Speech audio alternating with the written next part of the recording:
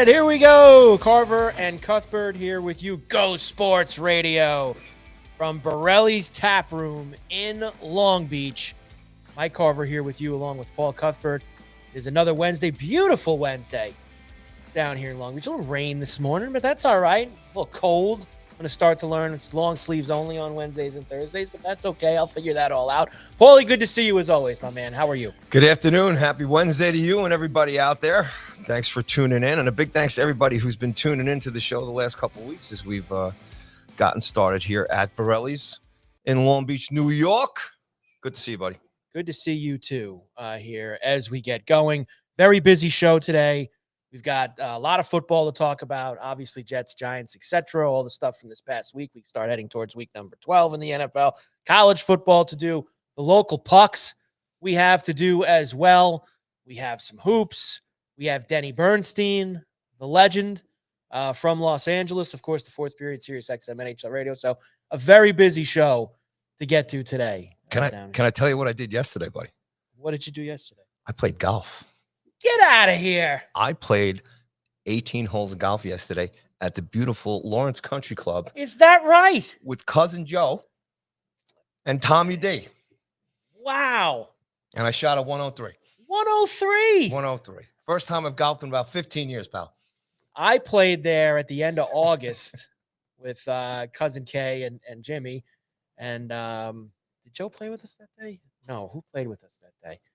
I forget. My memory is so bad. But I played there at the end of August with them. It's a beautiful course. It's probably a little warmer in August for you. It was a little brisk yesterday. I don't mind playing in this weather, as you know, because it's like Cape weather a little bit. You know, you get involved, you get a little brisk wind, you get something. I like this. There's less people out on the course. Those things are usually good for me. So I know you probably would have preferred it to be a little warmer, though. I tell you what. 103, you probably would play in the cold all the time. Good score for you not playing in a long time. Yes, it was. In fact, I wasn't even keep scoring. I didn't realize. And then Cousin Joe at the end said, hey, you shot a 103 or 106 maybe. But I said, dude, I wasn't keeping score. And he says, yeah, I kept score for you. So I was pretty impressed. You it was a 99. You should have said he shot a 99 today. Got a Gretzky out of you. Had the gloves on, had the sweatshirts on, and the ski caps and everything. We went out there and it was good stuff. Good. I'm glad to hear that. That's awesome that you got out there. I would actually like to get a round in, a couple more rounds before. I played 9 at Merrick twice in the month of October, so I'm looking. I'm still want to try to get out when I can. This will be a golf show here too. I'm going to start swinging the stick a little more. We got the RSM in Sea Island teeing off tomorrow. Last PGA Tour event of the calendar year, really, until they take the last month and a half off before the new year starts. So a lot of guys at Sea Island for this weekend. If you want to get involved, Nico Echevarria at 45-1. Maybe we can get him across the line. MLB is actually having their inaugural players tournament, I believe. Oh, are they? Next week or two. I saw. Now those guys are really good because they have lots of time to play. You notice how professional. I'm just surprised that this quarterbacks, is the first annual. Pitchers, they're all really good golfers for whatever reason. I wonder what it is, but for whatever reason, I am not a good golfer. I want you to know that, buddy. That's great for you getting out there for the first time in forever. All right, very busy today. We have a lot to do. We're down here at Borrelli's Taproom as always. Come down, hang out, and checking us out on the stream is always good too. We're gonna get to Denny in about 10 minutes or so. We'll start here. Obviously, the locals in football. As brutal as it is to talk about, but the Giants lose again on Sunday. Kind of gave you a little bit of everything. Look good for another 3 quarters there, pal. But again, and I think that's really what it comes down to. You know, I thought, again, their offense played well enough to win, and their defense, again, let them down. And guess who still got a job? Well, someone else said this to me on Monday, and I forget who it was. Texted me saying, can you believe that he's keeping this bone for another – and this was my response, Paul. And it'll be my response to you as well. Well, I know you brought up last week about not pulling a guy out midseason and everything else, but I don't know, man. But here's another response. Doesn't matter at this point. Yeah, that is the other good point. There's 6 or 7 games left. Yeah. What everyone's going to be out at the end of the year anyway. You've already fired the head coach. There's going to be a new coach who comes in and has his own staff. It's not going to be Kafka either. They're going to have a brand new coach, a brand new What's the difference? You might as well lose, Paulie, at this point. Keep him in there and with the bad defense and let him lose. What's the difference? I don't know, man. What do you want? It's Do a you good want to win games down the stretch? What do I guess you're tired of picking in the top 5 I don't know, every man. year. Just give the fan base some happiness and fire the guy so I we can guess say, hey, we fired him. that's true. You want Got somebody to look to at be, this guy well, on the listen, sideline here's every one weekend. thing I could probably guarantee. In the last month of the season, they'll give you 1 or 2 more moments of giant pride at home so that they pick 6th instead of 2nd in the draft. And get enough wins so that they're picking there instead of there. How would you? So there you go. They'll give you some giant pride down the stretch. I'm sure that they will. So the Giants was, and look, Jameis played well, but you knew he wasn't going to get out of there without throwing a pick. He did on the last play of the game. It was just astonishing just to watch the defense just do that again to us. Yeah, It's just they're not good. And the whole Abdul Carter stuff, Well, sleep to meetings. I mean, this is like a thing running all over the league now. You got guys missing meetings. Guys said, there's this Coleman in Buffalo too. He sat on Sunday because he's been missing some meetings and not being a professional, and things like that.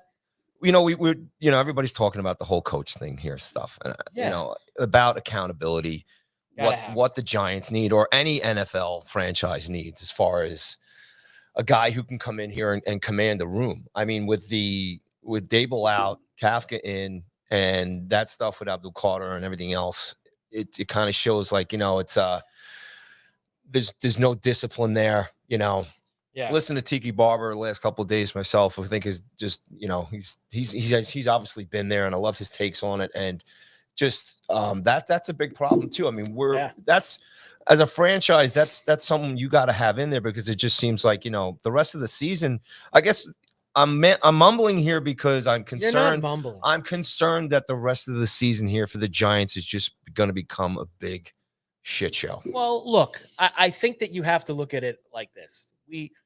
There are positives that are going to come out of this season no matter what. And it's Jackson Dart and it's Scatterbo, but we'll talk about it in a moment. We'll talk about him in a moment too.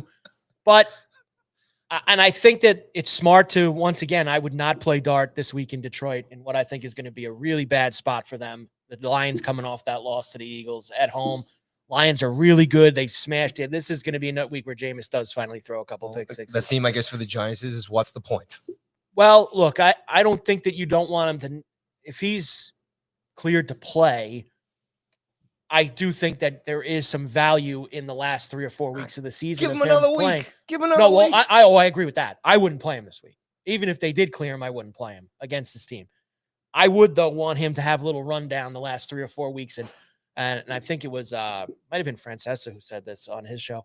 And he said, just give the Giant fans a little something to think about during the holiday season and to look forward to next year. That's it, though. It's Dart and Scatterbo and having those guys. Maybe bring them back the last 2 games of the season. And then who's going to be whether it's 2 or 3 games, whatever. Now, Cam looks good enough that he could push guys at Monday Night Raw. So I guess, I know this has been talked about a lot. Did you really have any problem with him shoving the guy at Monday Night Raw? Well, we all know it's scripted. Of course. So he knew when he sat down, he was going to push one of the guys later. I'm with you. The overreaction is just a little ridiculous. Well, it's something to talk about. So it's with all the things there is to talk about in New York sports. Well, it's almost right, but this is like something different. I understand. I've seen a lot of people. So on that side, it's a positive thing. It's funny. Laugh. Nobody got hurt. He's already hurt anyway. Right. Well, I guess the sentiment is he could hurt. He's already had the surgery. Rempey jersey is classic. I mean, now he's got the Rempey jersey at the Garden, shoving whatever. I don't know any of the guys, whoever it was that he pushed there at the Monday Night Raw event at the Garden. And I liked his response, though, too. Like, he went out on tour. He's just like, what do you care what I'm doing? Like, I'm having fun. Leave me alone. Showing off the grill. Leave me alone. Diamond grill. Leave me alone. You got what Carter is he, 22 there years old or something? Yeah, he's a kid. He gets man. He gets all. He's got a lot of money. He's got a little taste now. He's an NFL player. He's got some stardom here, even though he got hurt. He's going to be a big thing in this town, and he gets asked to do something like that. He's probably been watching wrestling his whole life. Like, I'm going to get to sit in the front row and push some guy. And I imagine that for the Giants front office, they're letting him have free reign on this because it's a distraction about the product on the field. Well, that's definitely true. That's definitely a distraction from the product on the field. There's no question about that. I didn't think it was as big a deal as some people made it out this week. Like, I agree. Whatever. Like, If he would have jumped over the rail and gotten the ring and was hitting the ropes and yeah, that's a problem. The guy's got it. But he stood there and pushed the guy down. He's probably doing more than that at physical therapy in the morning, coming back from his injury. So whatever. Calm down. Just take a pill. It's okay. So the Giants will go to Detroit this week and play the Lions. We'll probably talk about it a little bit more tomorrow, unfortunately. They get smashed by that team who are coming off that loss to the Eagles on Sunday night. Yeah. Not a good spot for them. Lions are they have covered their last 13 games after a loss. And this year that's happened 3 times. And in the 3 games after they lost, they won by, I think it's 31, 25, and 15 or something like that. So the Lions have responded off of a loss this year in a big way. And they have the right team coming into their building to potentially do that again this week, Paulie. So, and you know what'll happen, right? The Giants will win. God, that's the NFL, right? Exactly. That's the NFL, I guess you could say in a nutshell at those points. The Jets, of course, played Thursday night. We were here Thursday. They actually were, I guess you could say, more in the game than I thought they would be. You know, it was 13. They lost by, which was right on the number. Hopefully you got 12.5 if you're in the betting space and not the 13 for the push. But it was right on the number, and it was kind of a ho-hum, short week win for the Patriots. But I guess the news, if there is any, if the Jets are even further down the totem pole than the Giants in terms of what's there to talk about. But they will send Justin Fields to the bench this week in Baltimore. And we already know in advance, I believe. And you know in advance, Aaron Glenn's not going to make you guess all the way until Sunday morning. He's already told you, or I guess, now, did he physically say it or just all the reporters said it? I have to go and double check that. But it will be Tyrod Taylor against the Ravens. You got him in your fantasy team? No, nor do I plan on adding him on Sunday for that showdown in Baltimore, where the Jets are 2 touchdown dogs. To the Ravens this week. It's a tough watch, man. It's a tough watch. And let me tell you, it's unfortunate. I'm glad I'm not a fan of either team. New York football has been so brutal for 10 years. Bounce back a little bit up northwest there in New York State. Well, the only real New York team, as we like to say. Yes. We do like to say that geographically from time to time. speaking. They are geographically the only New York team. We will discuss them in a little bit when we kind of recap through week 11, because they had themselves a very good win in that spot against the Bucs on Sunday. Look at this, boy. This fell out. I got to put this back in. Well, you're usually not wearing it. So for those of you listening, Mike has got his earpiece in today. Well, he's looking like my security detail. That's what he's looking like. Well, that's not bad too. I'm actually Big Walt's security detail. Big Walt came down today, so I'm security detail for him. Make sure that nobody touches Big Walt while he's down at Borrelli's Taproom here on a Wednesday. I would never want that to happen. Excited after an Islander win. And that's where we are every Wednesday and Thursday, Mike, live from Borrelli's Taproom right here, 912 West Beach Street in the great city of Long Beach. Check out Borrelli'sTaproom.com. I'll fill everybody in on what's happening here in the next few weeks here at Borrelli's. It's good stuff. Well, you are going to do that, and I am just going to tease something before we talk to Denny. Okay.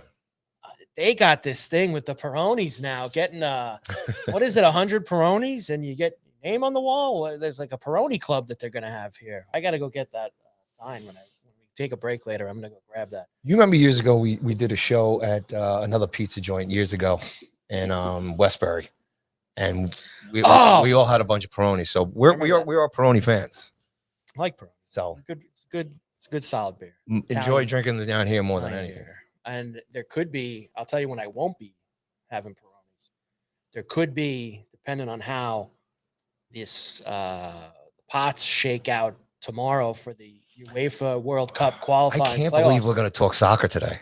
Italy is also in the playoff. They weren't able to get out of their group directly into the World Cup. And you could there's been some historical Ireland to Italy. Scotland's in. I know, but I'm saying it's just. I'm looking forward to talking about it. And 2 weeks ago, I was laughing about it. Right. So. Well, it was a scene. What happened with the Parrot in Ireland and at the death against Hungary the other day. Well, the scenes, the just the energy, the fan bases, the countries. I mean, I think real quick on this, for us here in the United States, it's just not a big thing for us because we really don't have a huge U.S. international soccer team, you know. So, but we'll see what happens. We will see what happens. Go Sports Radio, Carver and Cuthbert here at Borrelli's Taproom in Long Beach, of course.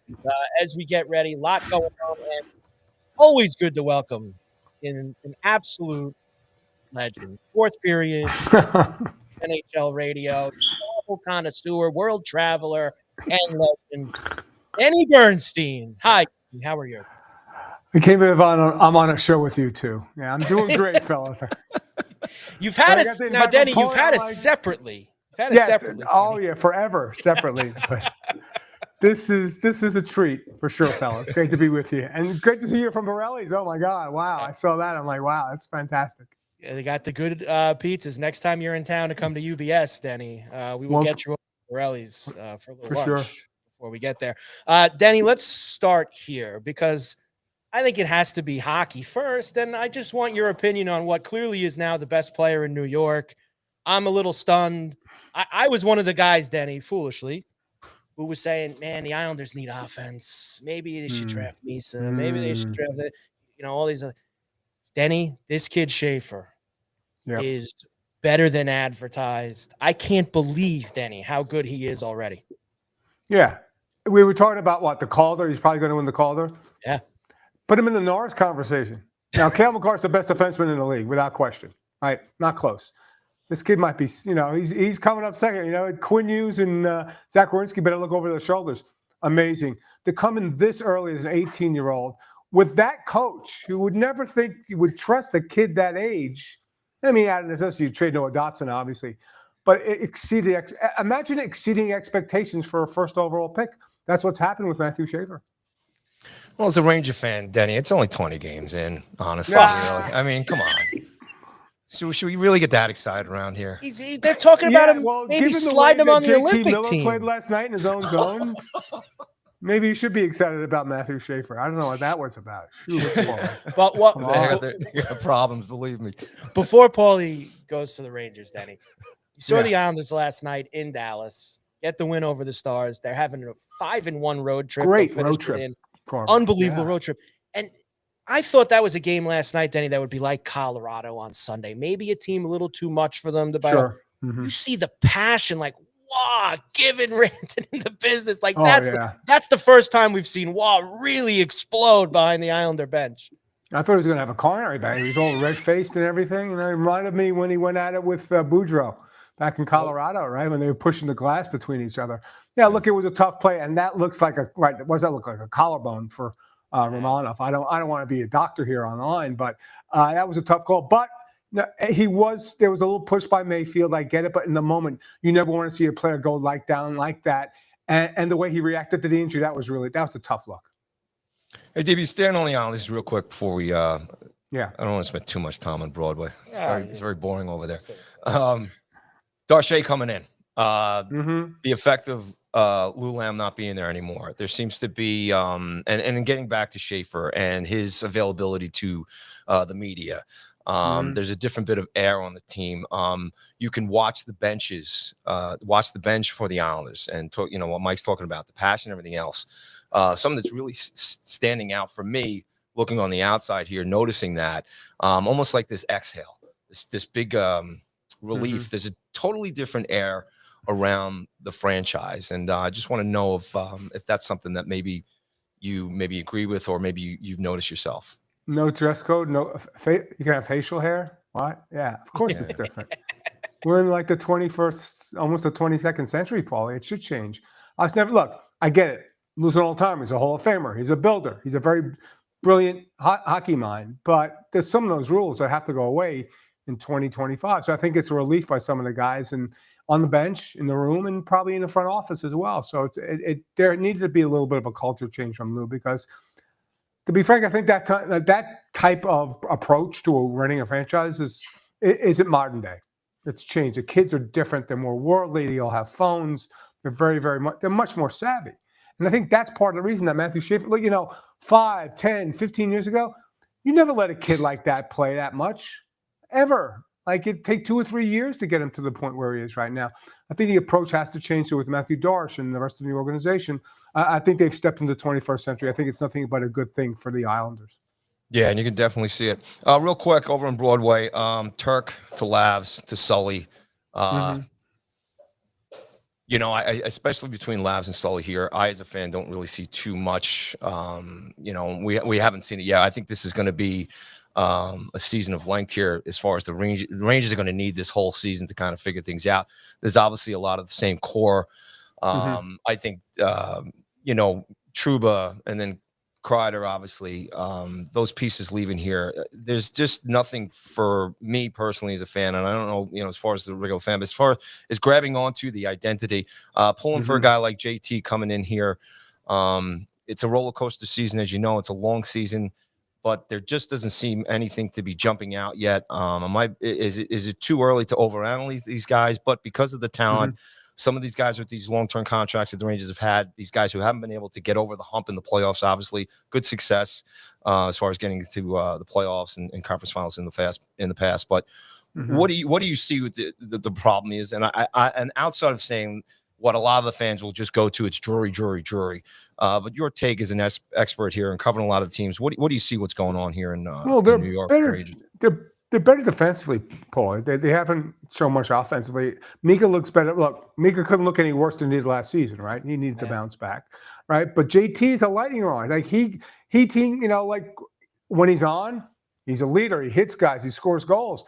He's not producing at a clip that a number one center should be, what his paycheck check should be. So that's the challenge. I'm not sure if it's like the middle six isn't great. It's a good team. Maybe they make the wild card. But there's regression here. They got the lean on both Shesterkin and Quick a lot. I just don't see it. And look, it looks bad because Kreider and Trouba are doing well in Anaheim. I don't know how that's sustainable. But it's an okay team. It's like if we're questioning if the Rangers are going to make the playoffs, that's not a good sign. And if you want to lay it on the general manager, he can. He pulls all the moves. He holds all the strings. Like, it hasn't been a good job by Chris Drury. We'll see. But there's nothing, Paul, does that look like a team that can win 9 out of 10? If Igor gets hot, maybe. But the rest of the team, I don't think so. The defense, I'm not in love with. Gavrikov, knew him from LA, great ad. Nice partner with Fox. The bottom four, Soucy, Borgen, nothing excites me. And for a team that plays in the most famous arena in the world, you need an exciting team. And to be frank, and only exciting on the road, Paulie, for some reason. I don't know what's going on at home. That's kind of similar, Denny, with the Kings, right? Like, I remember last year talking to you about the Kings with Pharrell, and it was the Kings were so good at home and they were awful on the road. Now this year, the Kings don't. I lost last night. Kings don't lose on the road for the most part, and they've struggled at home at the Crypto. How about the Kings so far?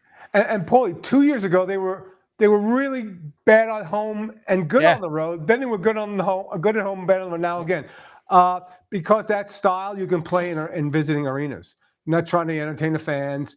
They don't give up a lot. And again, this is a team that hasn't changed an identity from Todd McClellan to Jim Hiller. They check for their chances. So when Connor Bedard says, the game was kind of boring when they played Chicago, that's what they want. They want to goad you into a boring game. It's not a team that's off the rush. It's not an up-tempo team. There's not a ton of speed on the team. But they're getting great goaltending from Darcy Kemper, who should be on the Canadian Olympic team, right? They don't give up much. Now, Drew Doughty's out for 3 weeks. Got hit with a puck in Ottawa. I think it's a broken toe. So he's week to week, but my guess is about a month. They'll be in the mix because here's the thing, Paulie. If you watch the West, there's one good team. They play in Denver. Everybody else, meh. I'm not impressed. Dallas is getting hot, but last night the Islanders did them, and they had won 5 in a row. It's wide open for the Kings. Like, look at Edmonton. They've been terrible. Vegas isn't exciting anybody because I think Vegas is going to have challenges in net and on the blue line. So the Kings are probably on pace for about 101, 102 points. Not the most exciting team in the league. They need to play. They did get Adrian Kempe signed to a deal they had to get done, and they basically got him under market. His comparable was Kyle Connor. They got him at 10.65. He loves living playing here. He's a homegrown King, so they'll be in the mix. But Paulie, doesn't matter. They could do 105, 106, 107 points, Carve. They have to win in the playoffs. And Kenny Holland believes that Joe Armia, Corey Perry, who, to be honest, has been their MVP since he played. He's almost a point-a-game player. Dumoulin and Ceci are going to be the answers in the playoffs. We'll find out. They are. Carver and Cuthbert here, Go Sports Radio at Borrelli's Taproom, talking to, of course, Dennis Bernstein, fourth period, SiriusXM NHL Radio. Speaking of have to finally get it done in the playoffs, this is another conversation. I feel like it's a yearly rite of passage that we have to do this. Again, the Carolina Hurricanes are one of the favorites to win the Cup. Sure. They're an extremely dominant regular season team. They outshoot everybody every single night. They're all over the puck. But Denny, again, until I see it in April and May, I don't believe it. I am not running out to bet the Hurricanes to win the Stanley Cup this year. I'm not doing it. Yeah, they'll probably be 110 points. They might be the President's Trophy winner. They probably win the Metro because now the Devils can't get out of their own way with respect to injuries. I feel for them. I think it's a curse. I know you know what really happened with Hughes' hand, Danny. I know there's been lots of stories and all. What happened with Hughes' hand? It's all. Jack went out to dinner at Chicago Cut and fell down. It's okay. Now, whether you happen him when he fell down is another story. I don't know about that. But the Hurricanes, place to think, Paulie, like they're going to look really good. Coach is great. Not sure about their goaltending because they seem to use a different goaltender every game. And when push comes to shove, would you pick them against Tampa or Florida in the playoffs? And here's why. I still don't like their center play. Like Sebastian Aho's a really nice player. And guess what? Really nice players don't win Stanley Cups. Sam Bennett, who's not a really nice player, he wins Stanley Cups. I don't, and I've picked them a couple seasons in a row, Carve, to win it, and they've come up short. I don't see anything. And they added Ehlers, who's a really nice player. They have all the components. I worry about their size, to be honest with you. They're not a very big team. And in the playoffs, if you get into grinding 6 and 7 game series against, an Ekblad or a Hedman, it's going to be a challenge. So they'll be there. But again, as good as they are, Carve, they haven't even got to a Cup final yet. Yeah. It's not much. They haven't won. There's always somebody in their way. So again, you're right about that. The first 82 games means nothing, like absolutely nothing. Who's the matchup? It's like boxing sometimes. Styles make fights. Sometimes they don't get the benefit of a good matchup, and they end up, not being able to get to a Cup final. DB, and I know we're definitely going to have you back throughout the season and talk more hockey as the season progresses here. I'd love just 2 quick thoughts from you from my end before I throw it back to Mike. Just real quick on Coach Q coming back in Anaheim, what you're seeing in San Jose as far as California hockey the rest of the way. And then I'd love to just Celebrini, man. Start there with those two things, and then I got one more question for me. Yeah. So Anaheim, look, I give Greg Cronin credit. Now, a lot of people don't like him out the door, but he took that team from 59 points to 80. They got a lot of talent. Like, I was wondering, what Verbeek was doing there, but when you look at this team can score. They're in venture in their own zone still, and that's probably what prevents them. They might get to the postseason because I mentioned the West is up for grabs. They could grab a wild card spot. I don't think sustainable first place is there, but they got a lot of talent. Like, Cutter Gauthier is probably the next Corey Perry. Leo Carlson reminds you a lot of Andrei Kopitar. Their left side defense with Zellweger and Minikoff and Jackson Lacombe. This team's going to be trouble in 2 seasons. They really, really are. They might make a little bit of noise in the playoffs. San Jose, I've said this before, they were last season the most fun last place team in any sport because they were losing a lot, but they were having a good time. And I think that helped Macklin Celebrini last year because he was like the difference between Macklin and Bedard never looked like he was having any fun. It's getting better now. The team's better, but and not for nothing, last year, Celebrini had Will Smith. He had a running mate. Like this year, Bedard has Frank Nazar. But I think the fact that they went through it with Will Smith, I think that really helped all the losing. And now the kid's amazing. Holy crap. He's going to be the next Jonathan Taves, I think, at this point in time. He's that good. Like the shot is phenomenal. And then he's having fun playing. Now, they need to adjust their blue line. They're still not a playoff team. So I think that's it. So Anaheim is much closer to the playoffs than San Jose is. But again, maybe 3 to 4 years from now, remember back in the day, coming to California, nobody wanted to come to play Anaheim, San Jose, and LA. We're getting towards that point again because the lift of both Anaheim and San Jose. Celebrini with the hat trick last night, the overtime winner for the Sharks against Utah. Unbelievable. He had 2 goals in the first 5 minutes of the game as well. Denny, before you go, I know, congrats on the Dodgers. You're a Dodger ticket. I'm a Yankee fan. Hold on, I'm a Yankee. I know. We know you are, but we get to see you with Dodger Stadium. Trent Grissom at $22 million. Okay. You got the soft spot for the Dodgers. I do. My wife, and because they beat the Blue Jays, I have so many friends from Toronto being in hockey. Right. More of my friends were miserable over that outcome. Like when Pagnotta fought me, my partner did, but he flew to LA, picked him up in an Ohtani jersey. So and then also the Rams. Now That's my you team. went to London for the Rams when they squashed the Jaguars in that one game. Yeah. I know you're pumped up. Are you thinking Super Bowl here? Because I think the Rams are the one team in the NFC that could beat the Eagles in January. They should have beat them last year. We were going in 13 years. Here's the thing. As a Ram fan, what could be sweeter than going up to Levi Stadium and winning it in the 49ers park? And then the way Atlanta's playing, they're going to get a top 5 pick. A brilliant look. Sean McVay is unbelievable. And I don't agree with his play calling sometimes. Les Snead is a brilliant general manager. He doesn't get enough credit. It's a beautiful stadium. It's such, and I don't root for like hockey. I don't root for anybody anymore, right? Yankees, I'm disgusted with them. Like it's such a joy to watch this team and see the way McVay does interviews and how communicative he is.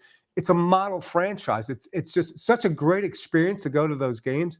The game in Seattle was off the hook too. They're going down to the last second, but I think the Rams could absolutely win the Super Bowl. And you know what? The great thing about it was I could fly up day of game, not even stay in those stupid hotels up in San Francisco and just go to the game and come home. So, but the Rams were. I agree with you, Paulie. They should have beat him the first time around. Carver, they should have beat him the first time around. It was 26-7 in Philly, and they just collapsed. This is a dangerous team. If they can protect, if Matthew can stay healthy, they've got all the components. Their defense is underrated. This is an excellent team in the front to watch. Denny, tremendous job. Just one last thing, Dave, before I let you go, and thank you so much. As far as Harbaugh coming into the Chargers there and everything else, how's that working out there with the Chargers sharing the building there? I mean, we're obviously used to it here with the Giants and the Jets, but how's that working out, and how much of an impact as far as their moderate success here playing out in LA with obviously the Rams and obviously the success of the Dodgers? You got to win in LA, right, Paulie? That's the challenge. You got to win. The team should be they should be better. Like they got crushed by. I don't know what that was on Sunday against Jacksonville. They're the second team in the market. They might be the third or fourth team in the market. Well, not UCLA footballers. So, but it's probably behind Rams and USC because it's not. There weren't a lot of Charger fans here. They were all down in San Diego. Some come up. So it's a fun team. Herbert's great to watch. He's inconsistent. Harbaugh's a nice quote. But again, I don't think I don't think the fan base is that big. And you can hear it in games. I know you hear it about the Rams all the time. There's not a lot of fans, but they're an okay team. They're a good team. They're not the best team in that division. That's tough because Denver's defense is amazing, and Casey's always going to be around. So it's a competitive team. He'll have them competitive. He likes a running game. I think they're just a touch short with respect to getting to a Super Bowl, though. It is the hard part because they are always going to be the third team football team in town. Like they'll never pass USC. No. They'll never pass the Rams, and that's the very tough thing for the Chargers. They're going to have to get over. Denny, love you as always. Thanks for coming by. Great to see you, and we'll see you again soon. Okay, buddy? Anytime you boys want me, happy to come on. Thanks for having me on CNC. Dennis Bernstein, the fourth period, SiriusXM NHL radio with us here. Go Sports Radio, Carver and Cuthbert with you. We're at Borrelli's Taproom in Long Beach. We will come back and get into NFL from last week. We've got the college football playoff rankings from last night. We've got some other things with pucks. We teased soccer before. We have that as well. Yankees with another bonehead decision, giving the qualifying offer to Trent Grisham and give him $22 million next year. So we have a lot more to do. Carver and Cuthbert, Go Sports Radio from Borrelli's. We're back right after this.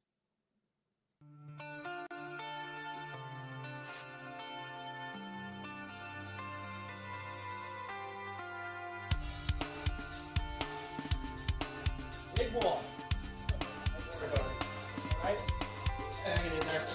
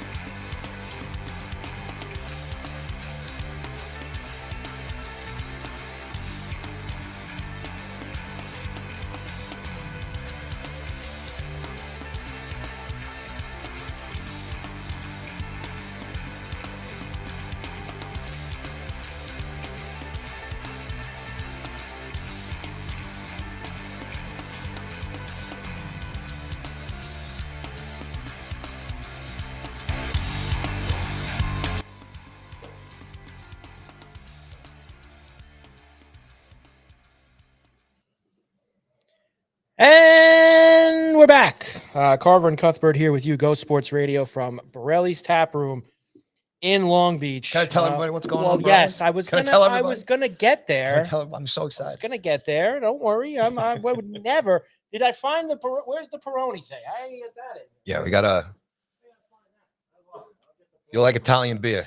Peroni's, baby. Peroni's. Go ahead. Give the Borrelli's rundown because a lot of good stuff coming up. Once again, we are live Wednesdays and Thursdays right Yes. here from Borrelli's Taproom, 912 West Beach Street in Long Beach, New York. Great spot. Come on down.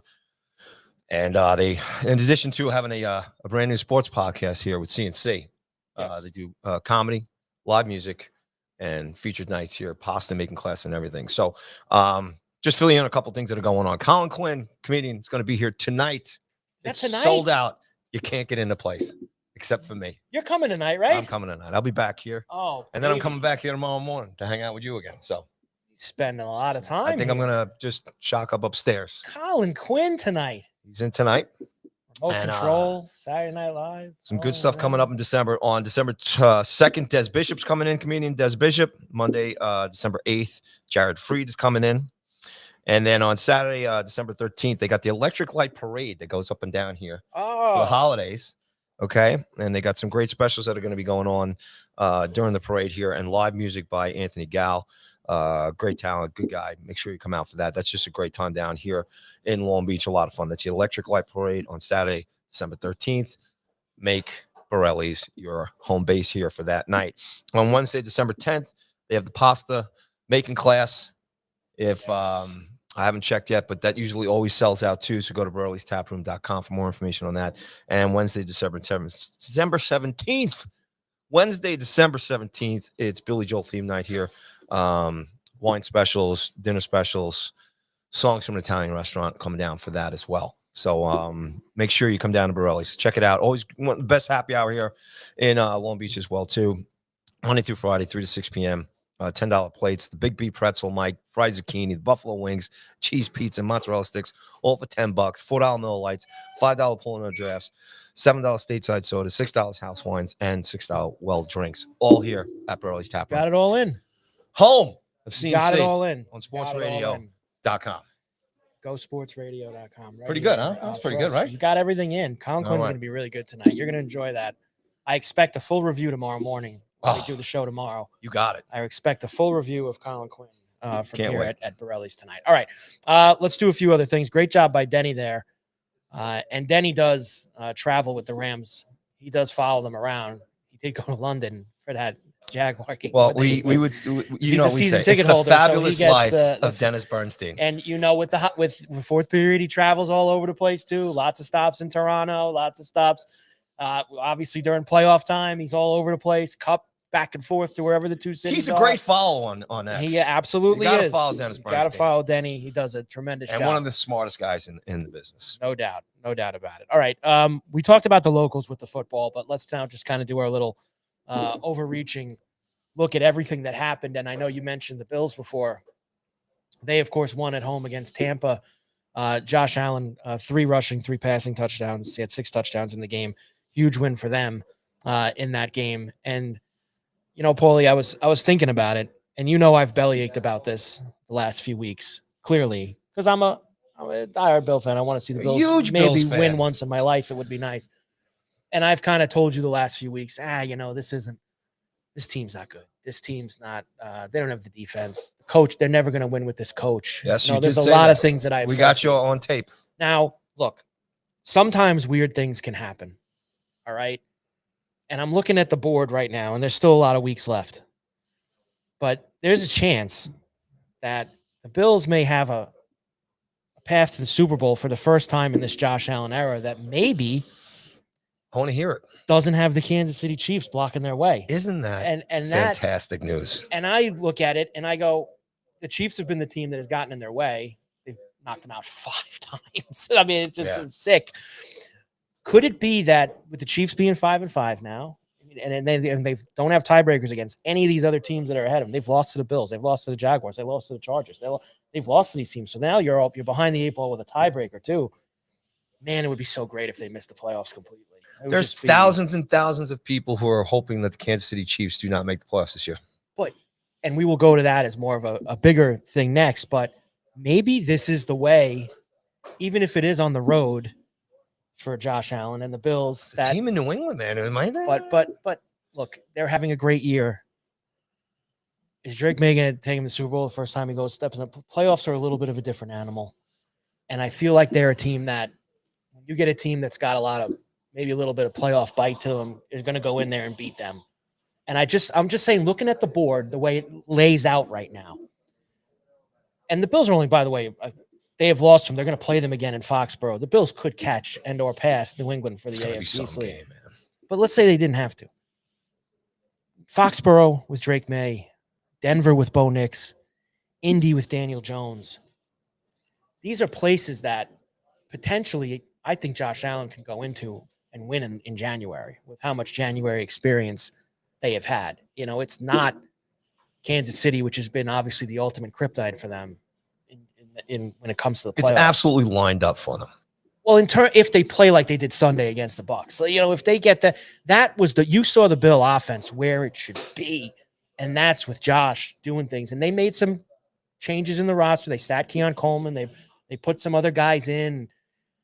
You know, I just maybe Paulie, it is the way. You know, maybe it's a different path for them this year. That somehow. But I hear that hesitation in your voice, though. Well, because I think that's just the pessimistic fan. I think that anybody who's a fan of anyone would probably have that feeling because you've been, you know, it's like Lucy's pulled the football so many times. But maybe you never expected to finally be able to kick it. You know, that's just kind of how it. I can't think off the top of my head another team or another season where, you know, this type of a path that you're talking about has happened before. And with the Bills and all the pressure, they've been the number 2 behind Mahomes and KC these last how many years, right?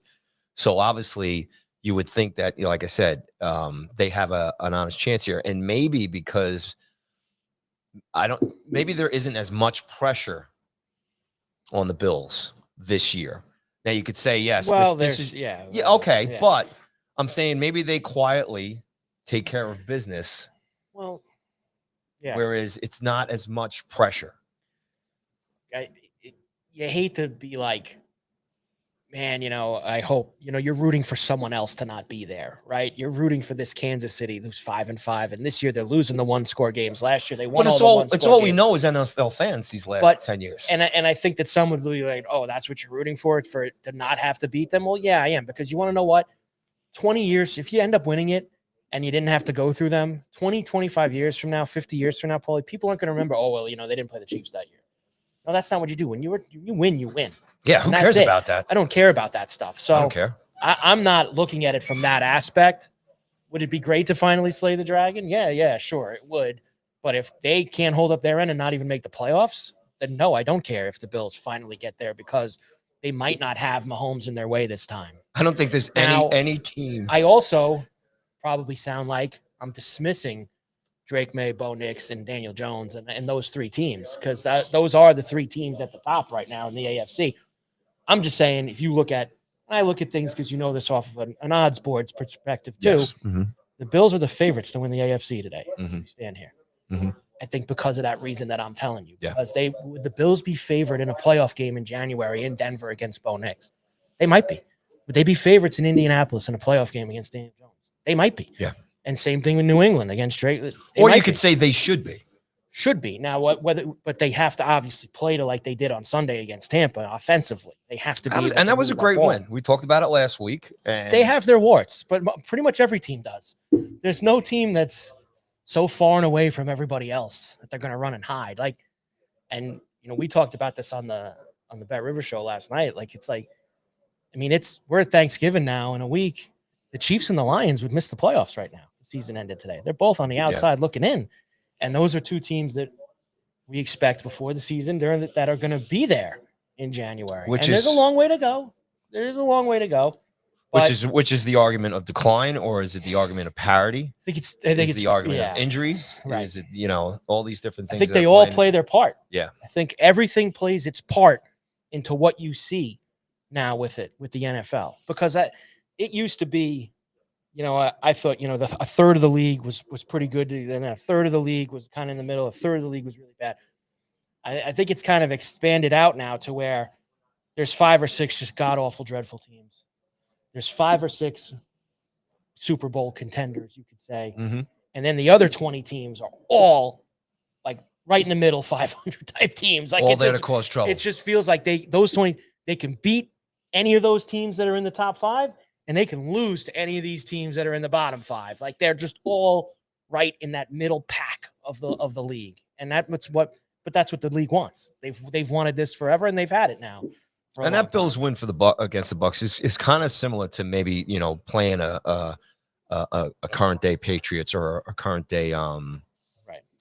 Trying to think of another team right now off the top of my head, brain fart. But as far as the Bucks level, their expectations, the surprise that say New England's been, the dangers there maybe in LA with the Chargers. You know what I'm saying? Whereas and I don't think there's many dangers there, but as Denny was kind of saying before, I think that there's still good a head team coach, good quarterback. The head coach is good, but a playoff game, anything happens. But they're just the Chargers are one of those teams. They always Charger. That's a term, and it's that's a marketing term, right? They always like I just and I think that they're trying to get out of that with. I respect Harbaugh, and I think Harbaugh is an excellent head coach. Mm-hmm.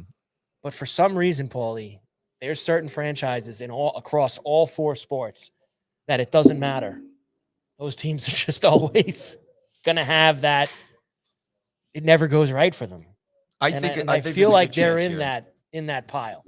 Yeah, no, I agree with you. I mean, it's like anything, right? Until you're proven otherwise, until it's proven different, right? That's the label that you're going to have. Yeah, absolutely agree with you. Got to prove it. It's just. What was some of the other big games that stood out for this weekend? The other things that were impressive to me, you obviously had those 2 games in the NFC. Let's do a little bit on their side. The Rams beat Seattle. Great game. Now, it was a great game. Darnold threw 4 picks. Now, I ask you this, Paulie. Do you come out of that game going, man, the Rams, great job by them, but, the Seahawks probably should have been blown out in that game with him throwing 4 picks, and yet they still lined up, albeit it was a 60-plus yard field goal. They still had a chance to win the game, even with him throwing 4 picks. That might show me that they are a legit team. Well, that's what I was talking about last week. The game, turnovers. So it didn't turn out for the Seahawks the way they wanted to as far as the winning side, but I think everybody kind of turned around. And yes, you bring up great questions as far as, what ended up on the other side of that with all the mistakes that the Seahawks made. But they're a good team, man. Yeah. They're going to cause trouble here at the end. Yeah. And they're probably a team that you definitely don't want to see in the playoffs either. No, and look, I think people will say, well, Darnold will do that in the playoffs, and somebody will. Yeah, but you want to know what? He did that on Sunday, and yet they still had a chance to win the game at the end. Their defense is playing well. They have explosive players on offense. Smith and Jigba is an explosive player, and they are a scary bunch. And the Rams, as we just talked with Denny about, I think the Rams are very good. I think Seattle's very good. I think the Lions, I know that they've had some hiccups here and there, and Campbell's a maniac, going for it on 4th down over and over and over and over and over again against the Eagles on Sunday night in a game that was clearly low scoring, tight, and defensive. He probably could have took some field goals at some point instead of just going. But that's him. He's gonna coach that way. It was a tight game. It was a tight game, but he 5 times he went for it on 4th, and 2 of those, you could have kicked field goals, and maybe the game's a little different. And there was an awful call at the end of the game too. The officiating is pathetic, as usual. That would have maybe given the Lions one last crack at it, getting the ball back. So there's the argument there in a tight game like that, what you're bringing up with Campbell, right? What is the logic there? I think that there's. He's the Patrick Roy of football. Well, but I also think that he's I don't think it's all analytics. I think he is crazy at some points too, but I know that he's super analytically driven with some of this stuff. And I think that, Paulie, there has to be a time where, yes, the analytics are important. Even guys like me who always try to make small jokes, charts and graphs, blah, blah, blah, blah, blah.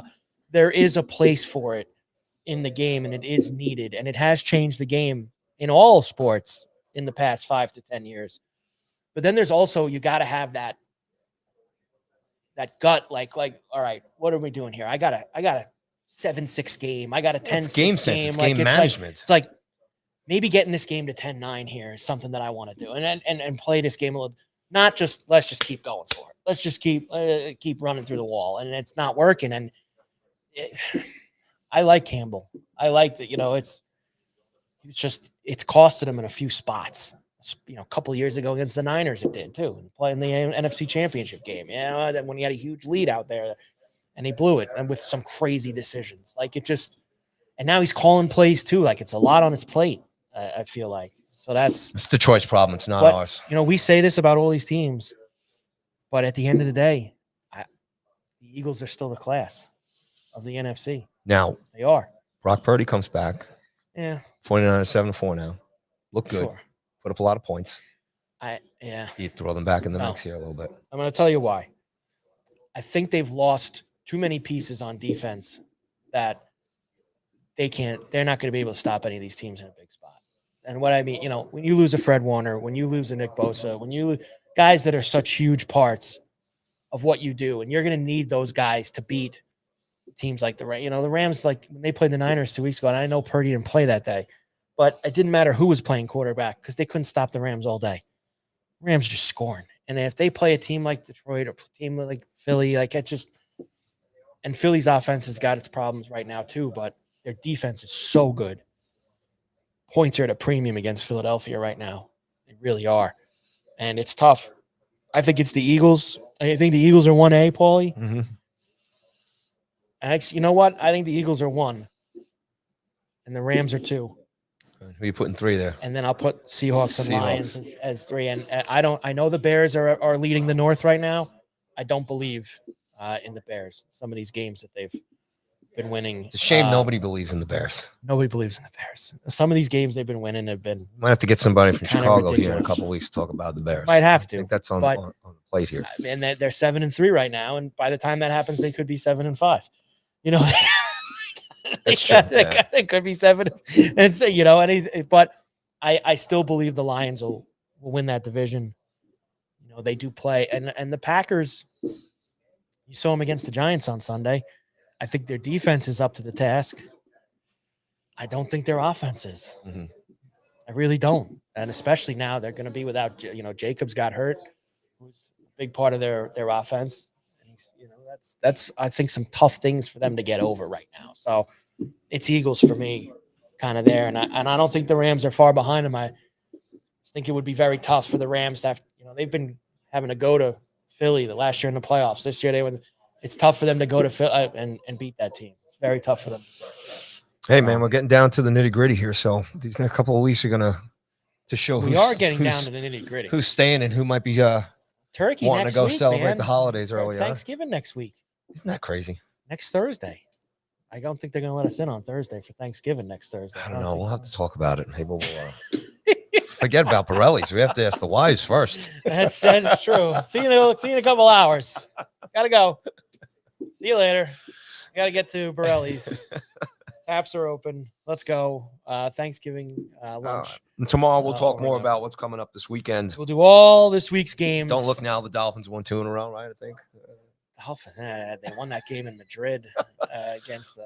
Speaking of Madrid, my friend, let's sidebar here. What do you got for me? Speaking of Madrid here, okay? Because I gotta see that. I gotta know something that we've been talking about here as far as the European game and your thoughts on it. And I wonder where you're going with me here. I can't wait for this. It's here. Let's do this. Okay. What do you got for me? And this is from Madrid Zone. Okay, this is X account. They are the go-to in Madrid. I for believe all so. information. It's Madrid Zone. So the NFL game generated 150 million euro in Madrid City. 42,000 out of the 78,610 fans who came to Bernabeu. Thank you for helping me out there. Yeah. Everybody knows, listen to me over the years. I am terrible at pronouncing names. So, but anyway, 42,000 out of the 78 were tourists, and 20 million euro was generated in bars and restaurants surrounding the game. Look. And it's been considered a massive success. They were raving about the field, and the argument came up about the grass. Yes. How they build it as a state-of-the-art stadium. But we talk about why does the NFL do this? I know obviously our general interest in whether or not we're going to wake up and watch the game. And you like I said, the quality of football Right. on the field is That's not good. I get Yes. why they do it. But And right this is here, why they do it. The money is why they do it. It's why everything gets done and the money's there. And that's why it's going to keep happening. And this is why this raised my eye a little bit more as to what you talked about a couple of weeks ago with the NFL possibly putting a franchise in Europe. It's happening. And when you see these kind of numbers and the successes they're having, this is pretty much a proponent as to why that's eventually made. And I actually know one Dolphin fan who went over there, and it's did they swim over? No, didn't swim over. But this is why, because it does generate huge numbers for all these places. Now, this game in particular was like the ones in the past. It was awful. The Dolphin-Washington game, it was an awful watch. It just was. And you say, well, it was an overtime game. It was, the game sucked. I mean, it is what it is. But, yeah, that's why they're going to keep doing it. They're going to keep just pouring it in because the money's there and the NFL smells money, Paulie. They go get it. And they just go and get it. I already saw this morning they said, who's playing? Where are they going next year? Somewhere new. Paris. You're going to have the Saints playing Paris next year. That'd be nice. So, take the wives for a weekend, buddy. Weekend in Paris. Catch an NFL game. Yeah, to see the Saints. Tea, some wine and cheese, buddy. Wine and cheese. I say. The Saints, the whole deal. We could do the show while we're in Paris. Could do that. You know? Nothing wrong with that. Look at that. Absolutely. Look at us thinking here. With us. Carver and Cuthbert, Go Sports Radio here from Borrelli's Taproom in Long Beach as we get ready for lots of more football this week. Let's do the college now. I told you I got fired up last week about Notre Dame, and they did exactly what I wanted them to do, Paulie. Smash job against Pitt. Smash job. Came in and take care of business. They look really good, man. They do. They look really, really good. And that's why they will be in the college football playoff. They will beat Syracuse and Stanford the next 2 weeks. Another thing I remember telling you about, the Stanford game next week, Thanksgiving weekend's at 10:30 at night. On that Saturday, and I know Notre Dame fans aren't used to that. Mm-hmm. How dare you put our team on at 10:30 at night? Well, guys, here's the problem. Stanford sucks. That's just it is what it is. That's why they're playing the game at 10:30 at East Coast time, because there's no interest to seeing Notre Dame stomp Stanford by 40 or 50 points. Yeah. So they're going to stick that game on the late window, and it's good. That allows ESPN also to put really probably quality triple, quadruple header with Notre Dame as the last leg late night, which they never get the chance to do. They hardly ever play out there. So there's TV and money reasons behind all of that as well. Last night, Paulie, the new college football playoff rankings. So no change with the top three: Ohio State, Indiana, Texas A&M. Although Texas A&M tried to lose. Yes, they did. They did try to lose that game, but they were able to rally. It was a fun comeback. Second half. It was 31-30 win over South Carolina for them. Georgia up to 4, Texas Tech up to 5, Ole Miss up to 6, Oregon up to 7. All these teams are moving up a spot because, of course, Alabama lost to Oklahoma, dropped them down to 10, Oklahoma to 8, Notre Dame to 9. And those are your top 10 teams in the college football playoff ranking, with BYU 11, Utah 12, Miami 13. Now, the problem for BYU, Utah, and Miami, you're probably like, oh, yeah, there's 12 teams. So those are not how it works.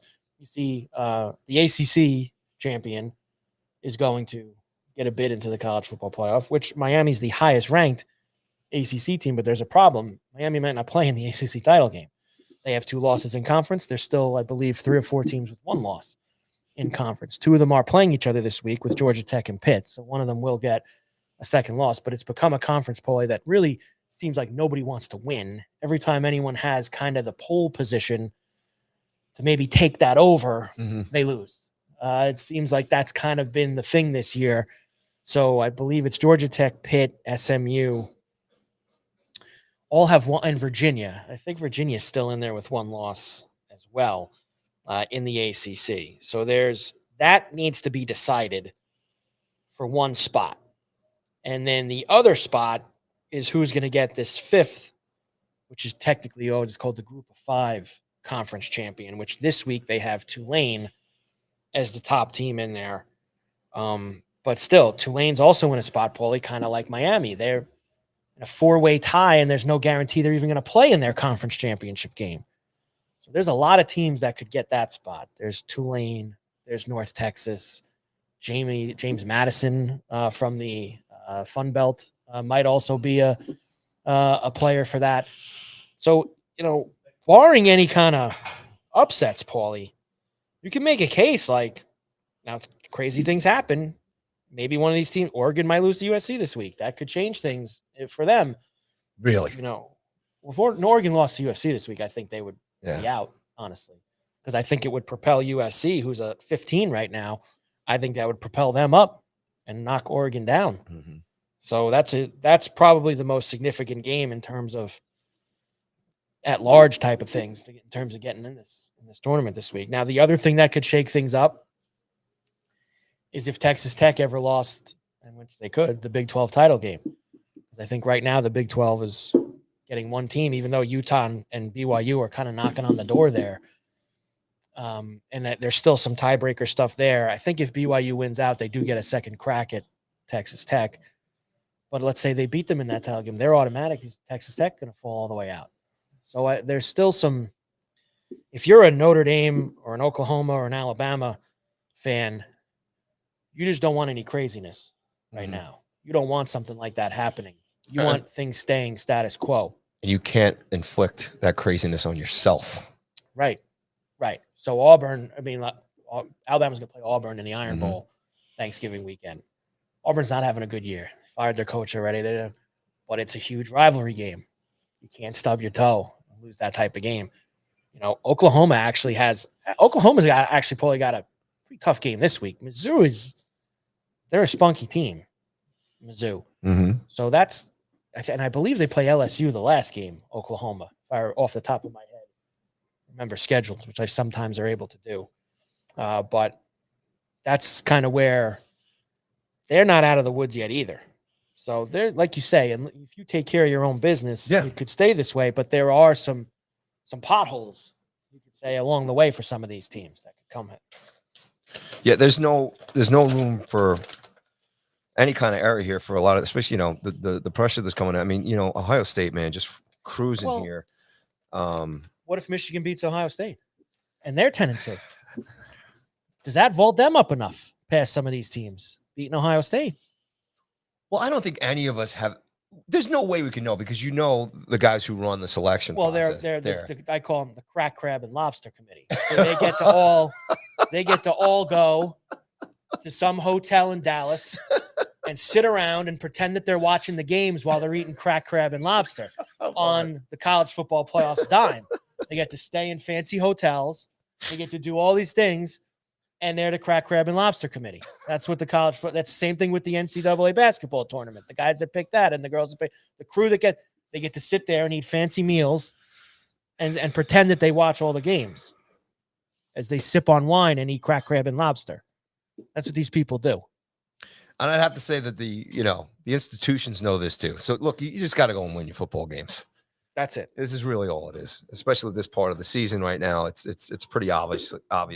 Never heard me throw that out before? No, I haven't. That's fantastic. I've been using that for a long time. I think these guys. I'd like to join that club, man. It doesn't sound like a bad club. Crack crab and lobster committee. You get to sit around and act like they care. So that's kind of how it goes. Carver and Cuthbert here with you, Go Sports Radio from Borrelli's Taproom here. Any thoughts on Virginia Tech hiring James Franklin? Oh, yes. I saw people completely bash this hire as, why would you want James Franklin? Paulie, James Franklin never got big wins at Penn State. Never. He was like 1-12 against Ohio State. He was like 2-19 against top 5 teams. Like, he never got big wins. This is the perfect place for James Franklin going to Blacksburg. It's perfect in a couple of areas. Number one, he can go there. He's a great recruiter. Mm-hmm. So he's going to get kids in there that can play. The ACC, as we just kind of mentioned, it's a pretty wide open conference. You don't have the Ohio States and the Michigans and the Oregons and the Alabamas. And you don't have these teams that you have to jump over to win the conference and get, like we just said, this automatic bid into the conference. He's going to have an opportunity probably within 2 or 3 years to really build a really good, and quickly now with the portal. It happens fast now. You can build this stuff up. And the other thing he's not going to have is he's not going to have Virginia Tech. Obviously, they want to win, and they had so much stability there forever with Frank Beamer. They've kind of obviously now their last couple hires have not gone well. They want to win, but they're not psycho fire the coach after every single loss like the super heavies like Penn State. And so I think that will help him as well, that he can go there, be the kind of coach that he is, I think win 10 plus games a year at Virginia Tech, possibly be in the college football playoff on the regular. Now, will he have a team good enough to beat an Ohio State when he gets to that point?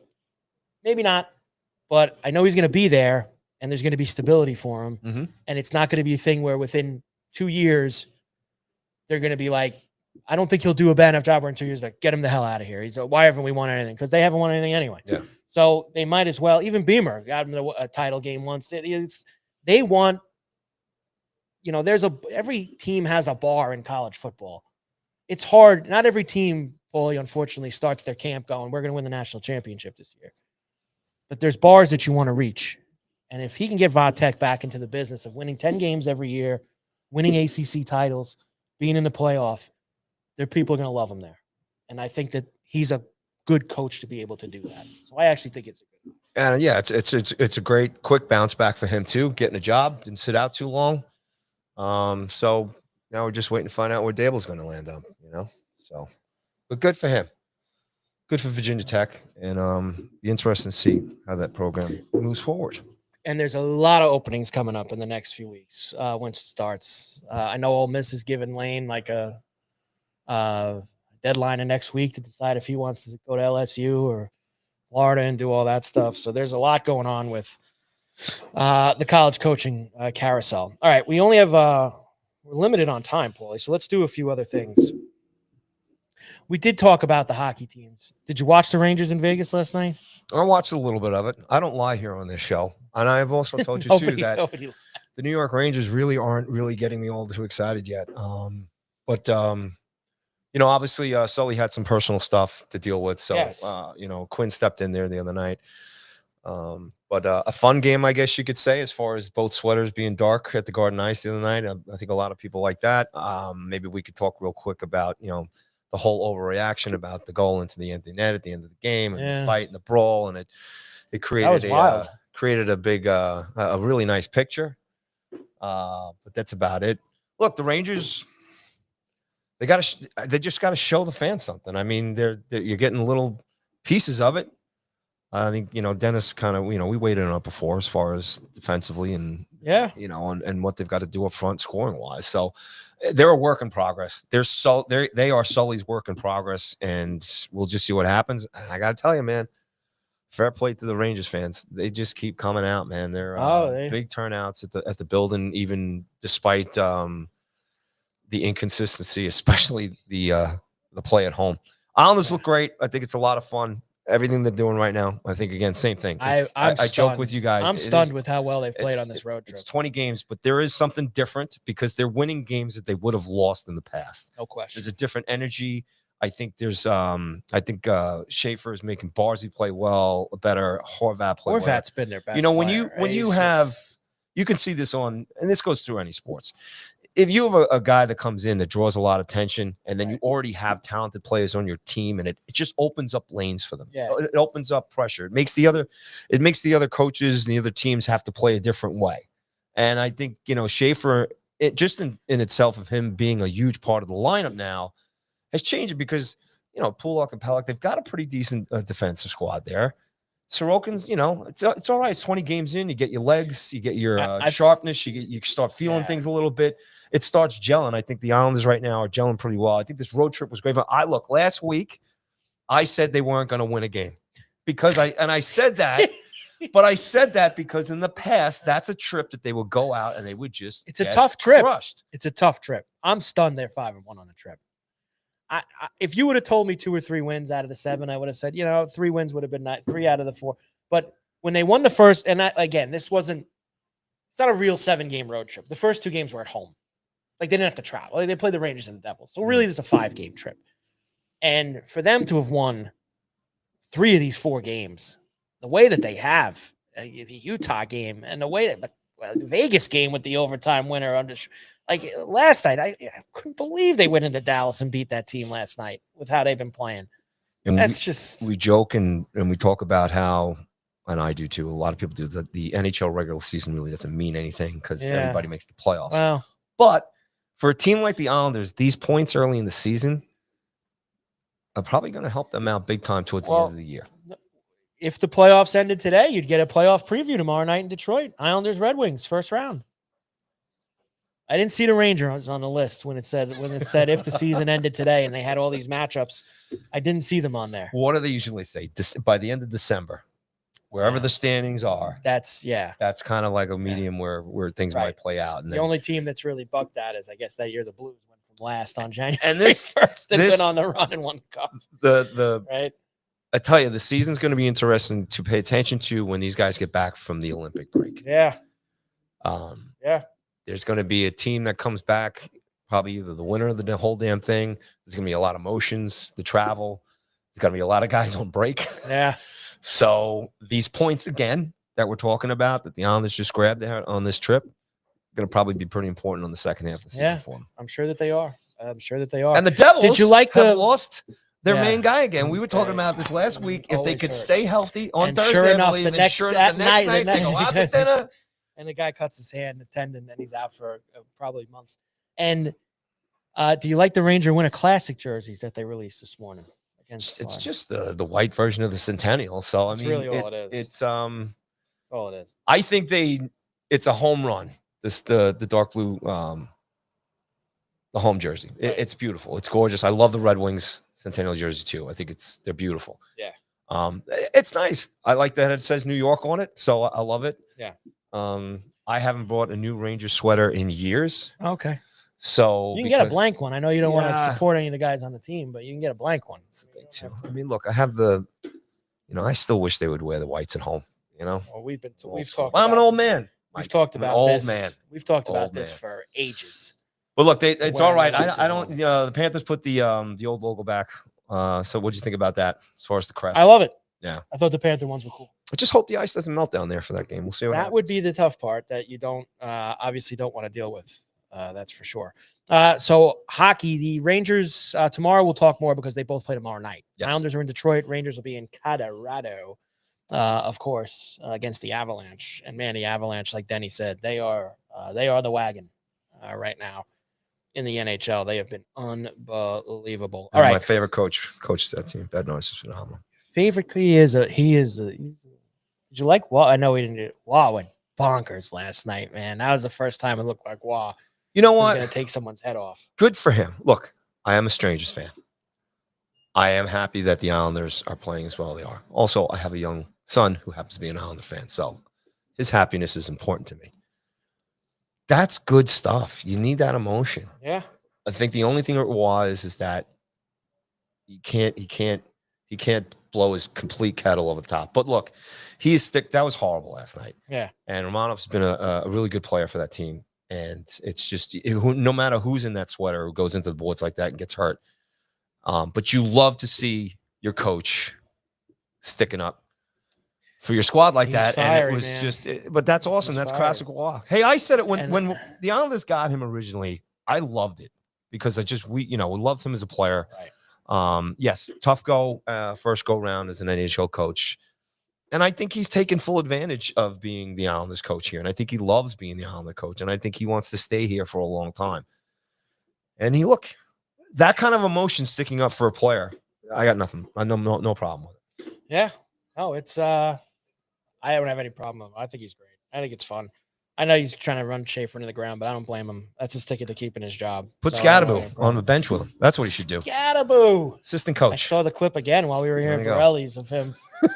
He's so set up nicely. They had the guy stand right in front of him. It was just an easy Yeah, the guy probably made it look worse with how he fell. You know what? Actually, it's just- Scadaboo should go on the Rangers bench to give it a little more life. They there, could you know use what I'm some saying? fire. They could use some they fire. need some fire.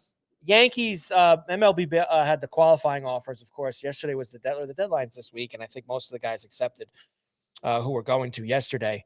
And, of course, the Yankees issued the qualifying offer, Paulie, for those who don't know how this kind of works. Basically, when teams have free agents in baseball, they can issue them the qualifying offer, which is an average salary of all the top players of that position and all that. So you do this for, one reason.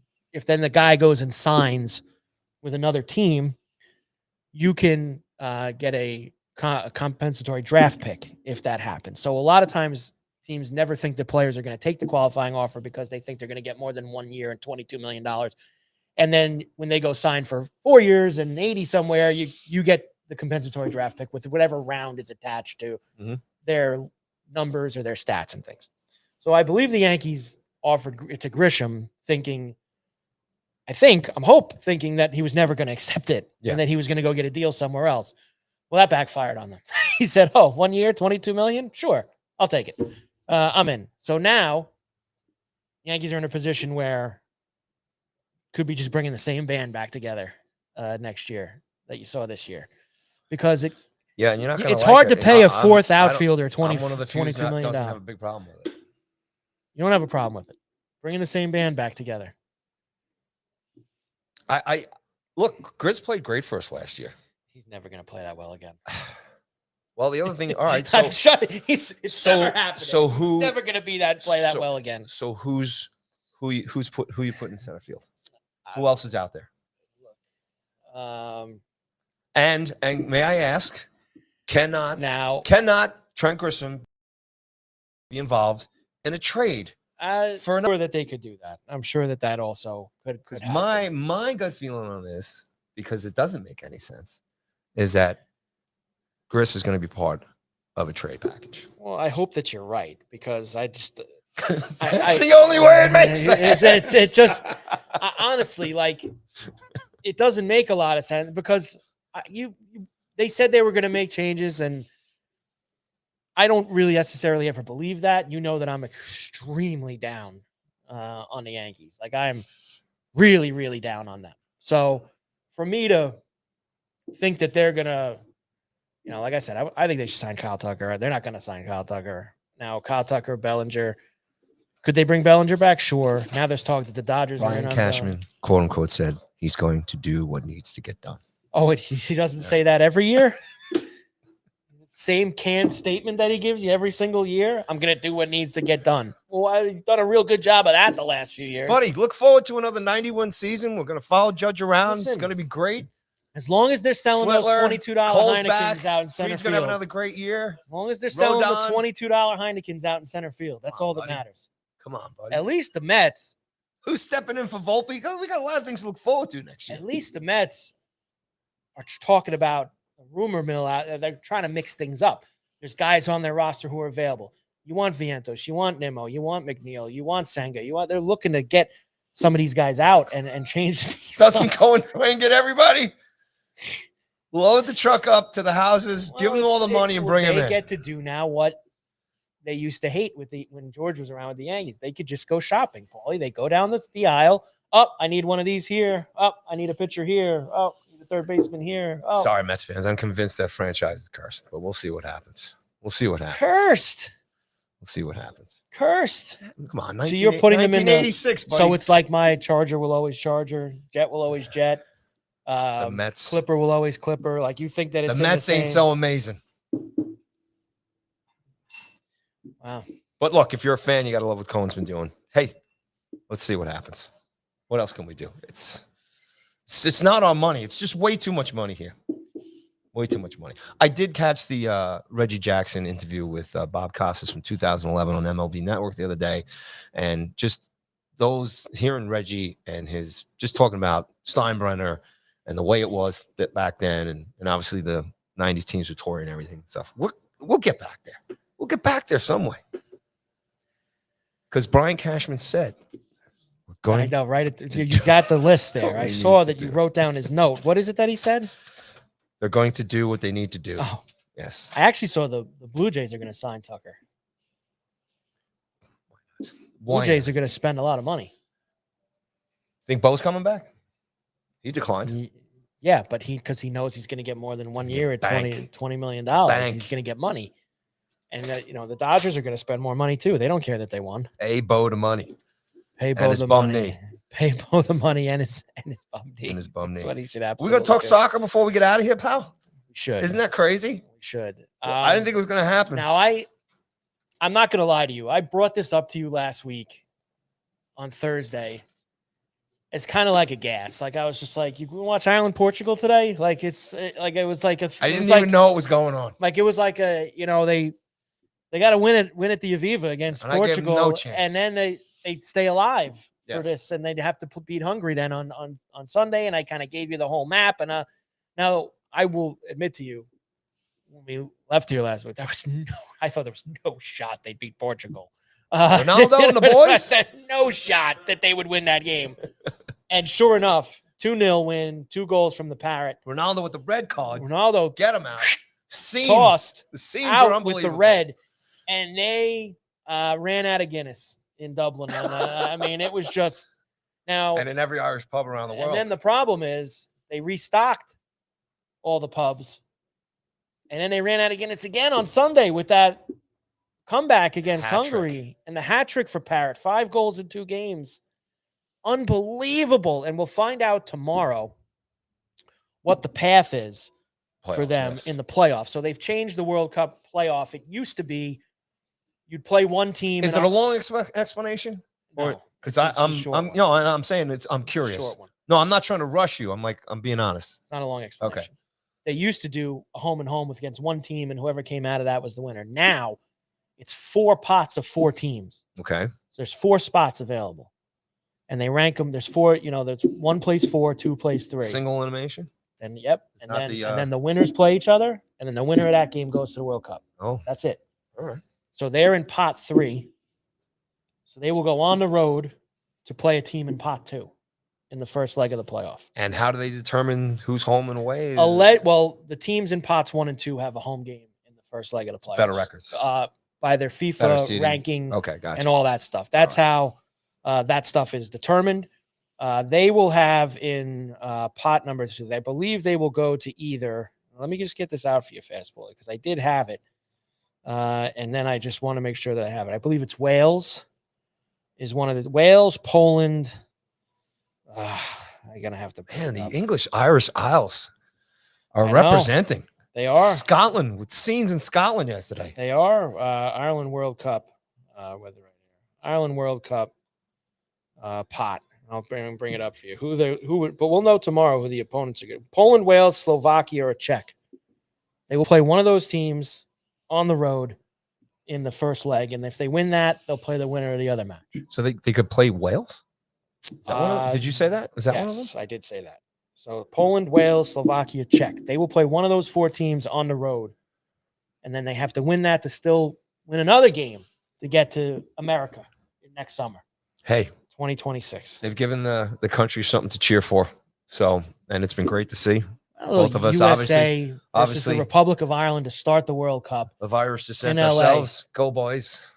What a great way that would be to start the World Cup. USA, Ireland in LA, the first match of the World Cup.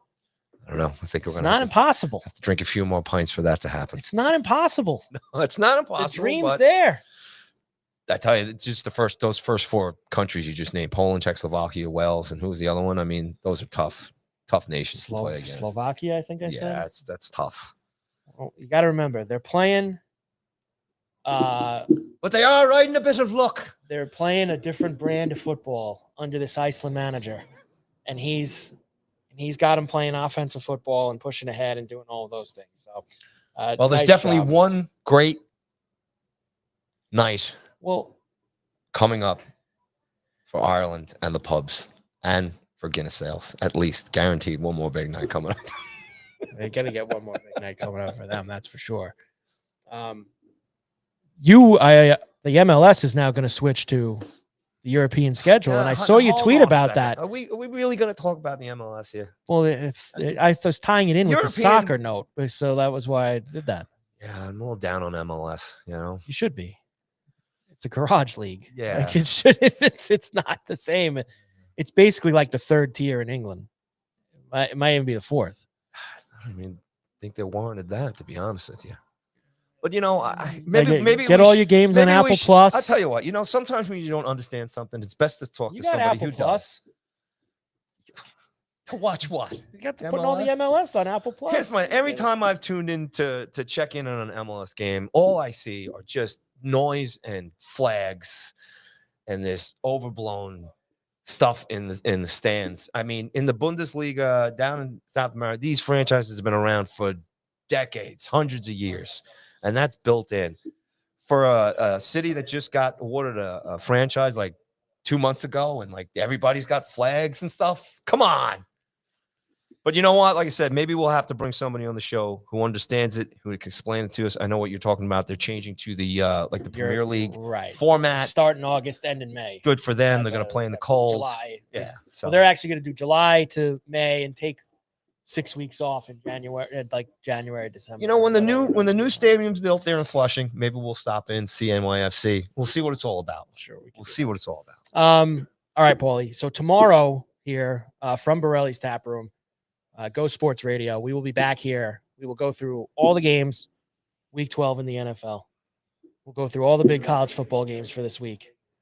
We've got an Islander and a Ranger game on Thursday night, both on the road to get to, and any other craziness that we can. Maybe even some of the craziness that happened at UFC over the weekend too. We got to talk a little UFC on the show now, too.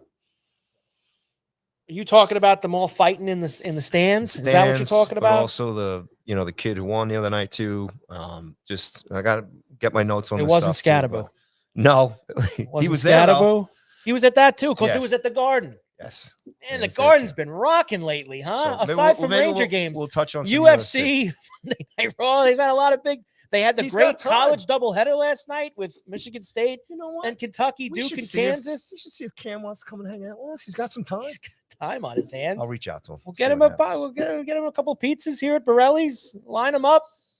He'll be good to go. Sounds good to me, buddy. All right, so we'll be back tomorrow here. Go Sports Radio, Carver and Cuthbert from Borrelli's Taproom in Long Beach. A big thanks to Dennis Bernstein, of course, for coming Great by, stuff. for stopping on today and talking with us. Paulie, great job as always. I'll see you back here tomorrow. Carver, Cuthbert, Go Sports Radio. See you then.